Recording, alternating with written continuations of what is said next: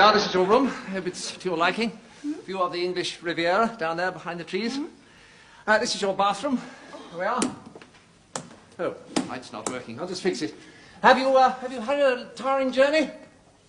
7 hours in the coach. Is the dining room still open? Well, the chef leaves at 9, I'm afraid. We could always do you sandwiches. Oh, I'd like a hot meal, really.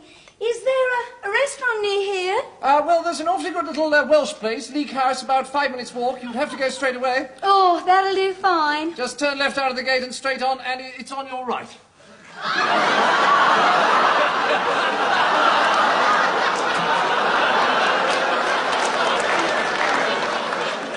You left this downstairs.